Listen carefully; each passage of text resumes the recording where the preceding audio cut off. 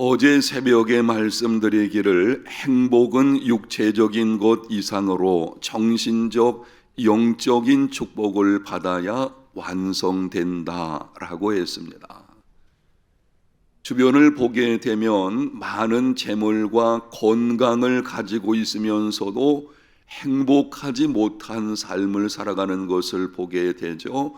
정신적인 면이나 혹은 영적인 면에 문제가 있으면은 그럴 수 있습니다. 사도 요한이 그의 서신에서 이렇게 말씀을 합니다. 영혼이 잘됨 같이 범사가 잘되고 강건하기를 내가 간구하노라. 범사가 잘되고 강건한 것만으로는 안 되고 우선적으로 와야 되는 것이 영혼이 잘되는 것이 있어야 한다. 정신적, 영적 축복을 받아야만 진정 행복한 삶을 살아갈 수 있습니다. 이를 위해서 광야에서 하나님께서 주신 선물 두 가지가 있는데요. 하나는 율법을 주셨고 다른 하나는 성소를 주셨습니다. 율법에 관해서는 어제 새벽에 여러분들에게 말씀을 드렸고 오늘은 성소에 관해서 말씀을 드리도록 하겠습니다.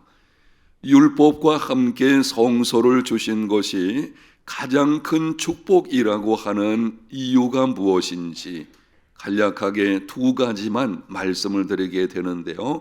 첫 번째는 율법은 우리가 죄인임을 깨닫게 하며 성소는 죄사함을 받게 합니다. 로마서 3장 20절 그러므로 율법의 행위로 그의 앞에 의롭다 하심을 얻을 육체가 없나니 율법으로는 죄를 깨달음이니라. 율법은 거룩하고 완전한 것이지만 율법의 행위로 하나님 앞에서 의롭다함을 얻을 사람은 아무도 없습니다. 율법은 우리를 의롭다 하게 하는 것이 아니고 우리 속에 있는 죄를 깨닫게 합니다. 여러분이 몸이 아파서 병원에 가게 되면 엑스레이를 찍게 되죠. 요즘은 CT 촬영이나 MRI 촬영을 하게 되어지는데 촬영을 하게 되면 속에 있는 눈에 보이지 않은 잘못된 부분들이 다 눈에 보이게 될 것입니다. 암세포라든지 아니면은 다른 바이러스나 상처들 이런 것들이 눈에 드러나게 될 것입니다. 마찬가지로 율법을 대하게 되면 우리의 죄악된 모습이 그대로 드러납니다. 율법을 보면 볼수록 하나님의 말씀, 이 율법을 들여다보면 들여다볼수록 오히려 자신의 죄인됨을 더 깨닫게 되는 것을 알게 됩니다. 그래서 어떤 목사님이 이렇게 말을 했어요. 기독교는 착한 사람이 되라는 종교가 아니라 착한 사람이 될 수 없다고 소리치는 종교이다. 율법은 죄를 깨닫게 해주기 때문에 선하고 좋은 것입니다. 죄인이 자기의 죄인됨을 알지 못하면 소망이 없겠죠. 자기 잘못이 무엇인지를 깨닫고 그래야 바른 길을 가게 될 것이고 결국은 내 힘으로 안 되는구나 예수님께로 향하게 될 것입니다. 이런 측면에서 율법은 선하고 참 좋은 것입니다. 문제는 율법은 죄를 깨닫게는 하지만 죄를 해결할 수 있는 능력은 없습니다. 어떻게 하면 좋겠습니까? 그래서 하나님께서 율법과 함께 성소를 주셨습니다. 누구든지 죄를 범하고 죄인임을 깨닫게 되면 짐승 제물을 가지고 성소에 오게 되고 그 제물의 피를 흘림으로 죄사함을 받게 됩니다. 좀 더 구체적으로 말씀을 드리면 이렇습니다. 어떤 사람이 죄를 범했을 때에 율법을 통해서 자기가 죄를 지었다는 것을 알게 되면 짐승 제물을 가지고 성소를 찾아오게 됩니다. 성소에서 그 제물을 잡기 전에 먼저 제물 위에 죄를 지은 사람이 머리에 손을 얹고 안수하게 되어지죠. 이거는 자기의 죄를 그 짐승에게 전가하는 것을 뜻하는 것이고, 그 짐승 제물을 번제단, 성소 뜰에 있는 번제단 위에서 피를 흘리고 죽여서 태웁니다. 그러므로 죄 사함을 받게 하셨습니다. 여러분, 우리가 받게 되는 가장 축복은 죄 사함을 받는 것인 줄로 믿습니다. 다른 많은 축복이 있지만 죄 사함 받는 것이 영생으로 나가는 길이고, 그보다 큰 축복이 어디 있겠습니까? 구약 성소의 의미가 무엇인지 히브리서 8장 5절에서 6절에 이렇게 기록을 합니다. 조금 길긴 한데 우리 한 목소리로 함께 읽어보겠습니다. 그들이 섬기는 곳은 하늘에 있는 곳의 모형과 그림자라. 모세가 장막을 지으려 할 때에 지시하심을 얻음과 같으니 이르시되 삼가 모든 것을 산에서 내게 보이던 본을 따라 지으라 하셨느니라. 그러나 이제 그는 더 아름다운 직분을 얻으셨으니 그는 더 좋은 약속으로 세우신 더 좋은 언약의 중보자시라. 하나님께서 모세를 통해서 짓게 하신 성소와 관련해서 분명하게 말씀을 하십니다. 하늘에 있는 것의 모형과 그림자라. 이스라엘 백성들이 광야에서 지은 성소, 성막은 하늘에 있는 것의 모형과 그림자입니다. 그럼 실체는 무엇입니까? 하반절을 주목하십시오. 그는 더 좋은 약속으로 세우신 더 좋은 언약의 중보자시라. 예수 그리스도를 가리키는 것입니다. 성소는 장차 오실 구세주 예수 그리스도의 성품과 사역, 그리고 예수님을 믿음으로 얻는 구원을 예표하는 것입니다. 성소에 가서 짐승 제물을 잡아 피를 흘림으로 죄 사함을 받게 된 것은 장차 오실 메시아, 우리에게는 이미 오신 메시아 예수 그리스도이시죠. 예수 그리스도의 십자가 보혈을 통해서 죄 사함 받는 것을 미리 보여주는 것. 그래서 모형이요 그림자이고 실체는 예수 그리스도이십니다. 예를 한 가지 들어보겠습니다. 광야의 성막을 보게 되면 성소 덮개 바깥쪽과 안쪽은 큰 차이가 있는 것을 알게 됩니다. 성소 이 덮고 있는 바깥쪽 해달 가죽으로 되어져 있는데요, 해달 가죽은 아주 질겨서 신발을 만드는 데 썼다고 합니다. 그쪽에 있는 그 가죽은 광야의 모진 바람과 뜨거운 햇빛으로 인해 가지고 발에서 우중충합니다. 밖에서 성소를 보게 되면은 그냥 보통 장막과 다른 것이 없는 아주 그냥 우중충한 하나의 모형에 불과하게 보일 것입니다. 이것은 인간의 몸을 입고 오신 예수 그리스도를 상징하는 것입니다. 이사야서 53장 2절, 그는 주 앞에서 자라나기를 연한 손 같고 마른 땅에서 나온 줄기 같아서 고운 모양도 없고 풍채도 없은즉 우리의 보기에 흠모할 만한 아름다운 것이 없도다. 예수님은 근본 하나님의 본체이셨지만 인간의 몸을 입고 이 땅에 오셨는데요, 가난한 요셉의 가정을 통해서 오셨죠.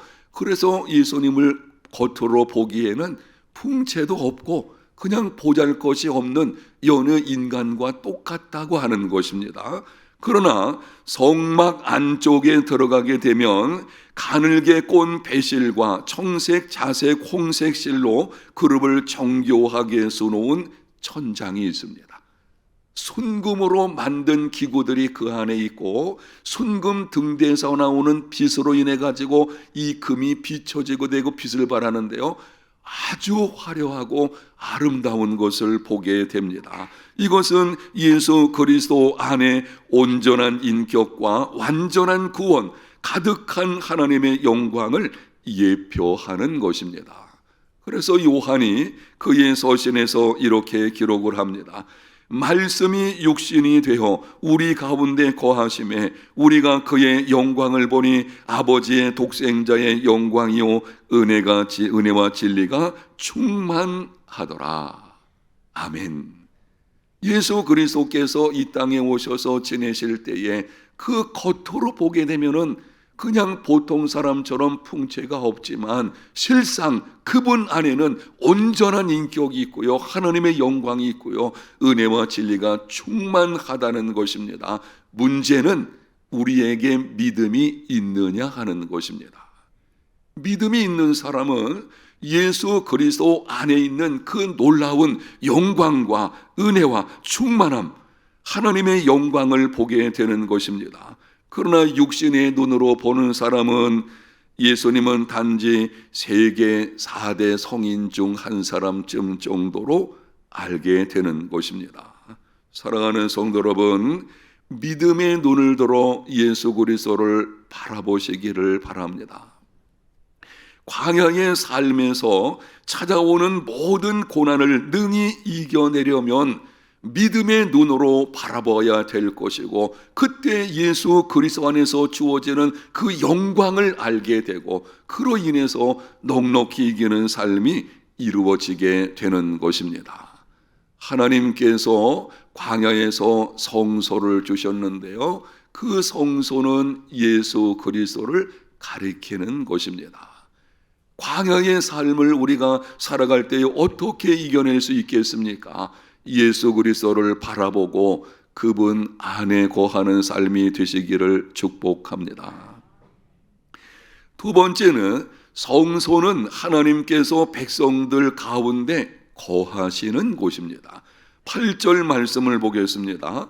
내가 그들 중에 거할 성소를 그들이 나를 위하여 짓되, 하나님께서 말씀하시기를 성소를 지으라, 내가 그들 중에 거하게 될 것이다. 하나님께서 당신의 백성들 가운데 거하신다는 의미가 무엇인지는 지난 성탄절 축하 예배 때에 여러분에게 세 가지로 말씀드렸는데 기억나십니까? 첫째는 영생이요, 두 번째는 승리요, 세 번째는 뭐라고 했죠? 그 사이에 다 잊어 잡수셨나요? 형통이라고 했잖아요. 문제는 이것입니다. 예수 그리스도께서 우리 가운데 거하심으로 말미암아 임마누엘이죠. 하나님이 우리 가운데 함께 하시는 의미가 그 세 가지거든요. 그런데 우리가 믿음으로 말미암아 우리 가운데 하나님이 함께 하심으로 이미 우리에게는 영생과 승리와 형통이 주어져 있는 줄로 믿습니다. 문제는 그것을 누리는 삶이 되고 있느냐는 것입니다. 이미 주어져 있어요. 우리 가운데 함께 하시는 하나님 절대 떠나지 않으십니다. 그분의 함께 하심의 의미가 그러한 것이니 우리에게 주어져 있는데 많은 그리스도인들이 그것을 누리지 못하며 사는 것을 보게 됩니다. 영생이 있음을 알면서도 영생의 기쁨과 자유를 누리지를 못합니다. 영적 승리가 주어져 있음에도 세상과 타협하며 패배의 삶을 살아갑니다. 형통이 약속되었음에도 돕는 자가 없는 것처럼 불평하고 원망을 합니다. 안 되죠. 여러분, 우리에게는 만군의 하나님께서 함께 하시는 줄로 믿습니다. 그분이 우리와 함께 하시는데, 그러므로 인해서 승리와 형통이 이미 약속되어져 있는데 마치 도울 자가 없는 것처럼 어쩔 줄 몰라 한다면 그거는 그리스도인의 삶의 모습이 아닐 것입니다. 어떻게 하면 영생과 승리와 형통을 누리는 삶을 살 수가 있겠습니까? 신명기 23장 14절입니다. 이는 네 하나님 여호와께서 너를 구원하시고 적군을 내게 넘기시려고 네 진영 중에 행하심이라. 그러므로 네 진영을 거룩히 하라. 그리하면 네게서 불결한 것을 보시지 않으므로 너를 떠나지 아니하시리라. 진영 중에, 이스라엘 백성들 진중에 하나님께서 함께 하신다고 하셨는데요, 이유는 너를 구원하시고 적군을 내게 넘기시려고 구원과 승리를 위해서 그리하시는 것입니다. 그런데 그 다음에 이렇게 덧붙여 말씀을 하십니다. 그러므로 네 진영을 거룩히 하라. 어떻게 하라고요? 거룩히 하라. 그리하면 내게서 불결한 것을 보시지 않으므로 너를 떠나지 아니하시리라. 하나님이 함께하심과 그분의 함께하심의 의미가 너희들 삶 속에서 실제로 경험되기를 원하느냐? 그렇다면 너희들이 성결한 삶이 되라는 것입니다. 성경을 보면 하나님을 인격적으로 만나고 하나님의 능력을 경험한 사건들에는 공통점이 있는데요, 성결함입니다. 하나님께서 우리와 함께 하시고 그분을 인격적으로 만나고 그분을 경험하는 삶을 살아갈 때에 늘 우리에게 하시는 말씀은 성결한 삶, 청결한 삶이 되어야 한다. 예수님께서도 팔복에서 말씀을 하셨죠. 마음이 청결한 자는 복이 있나니 저희가 뭐라 그랬어요? 하나님을 볼 것이며. 너희들이 하나님을 보기를 원하느냐? 마음이 청결해야 된다는 것이죠. 청결하다, 이 성결하다는 말의 의미가 무엇일까요? 전혀 죄가 없는 것을 가리키는 것인가요? 그렇다면 이 성결, 청결이라는 말이 전혀 죄가 없어야만 이것을 의미한다면 우리 중에 하나님을 경험할 수 있는 사람은 아무도 없을 것입니다. 물론 죄를 멀리 해야 되고 죄는 피 흘리기까지 싸워야 합니다. 그런데 성경에서 말씀하는 성결, 청결이라는 말은 다른 것이 섞이지 않은 순전한 마음을 가리킵니다. 다른 것이 섞이지 않은 24K 순금과 같이 순결한 것, 순전한 마음을 가리키는 것입니다. 야고보서 4장 8절, 하나님을 가까이 하라. 그리하면 너희를 가까이 하시리라. 죄인들아 손을 깨끗이 하라. 두 마음을 품은 자들아 마음을 성결하게 하라. 두 마음을 품은 자들아 마음을 성결하게 하라. 마음이 나누어지지 않은 오직 하나님만 사랑하고 섬기는 마음이 성결함, 청결함입니다. 사랑하는 성도 여러분, 나누어진 마음을 가지고는 하나님을 볼 수 없습니다. 한쪽 발은 하나님께 두고 다른 쪽 발은 세상에 두고, 하나님도 사랑하고 재물도 사랑하고, 이렇게 편리를 따라서 이리저리 왔다 갔다 하는 사람의 경우에는 하나님을 볼 수가 없고요, 이미 주어진 성소를 하나님께서 지으라고 하실 때에 너희 중에 거하시겠다고 하시는 예수 그리스도께서 우리 가운데 함께 하시지 않습니까? 함께 하심의 그 놀라운 축복을 경험하는 삶이 되려고 하면 성결한, 그리고 청결한 마음, 나누어지지 않은 마음의 삶이 되시기를 축복합니다. 오늘 우리가 결단한 일은 이것입니다. 이제부터는 마음을 다하고 뜻을 다하고 힘을 다하여 하나님만 섬기겠노라. 아멘. 나와 내 집은 오직 하나님만 섬기겠노라. 여호수아의 고백이죠. 그 고백이 우리의 고백이 되어야 하는 것입니다. 하나님, 내가 지금까지는 세상과 하나님 사이에서 이리저리 왔다 갔다 하는 삶을 살았지만 이제부터는 오직 하나님만 섬기는 삶을 살겠습니다. 주는 나의 주시오니 주밖에는 나의 복이 없나이다 라고 하는 다윗의 고백, 여러분의 고백이 되시기를 축복합니다. 그때 우리 가운데서 이 놀라운 것을 누리는 삶이 이루어지게 되는 것입니다. 하나님을 경험하는 금년 한 해가 되시기를 축복합니다. 하나님이 주시는 것들만 경험하는 것이 아니고 하나님 그분을 경험하는 삶이 되어야 합니다. 그러면은 그분 안에 있는 것이 자동적으로 우리 삶에 찾아오게 될 것입니다. 이러한 놀라운 축복이 저와 여러분의 삶에 있으시기를 예수님 이름으로 축복합니다.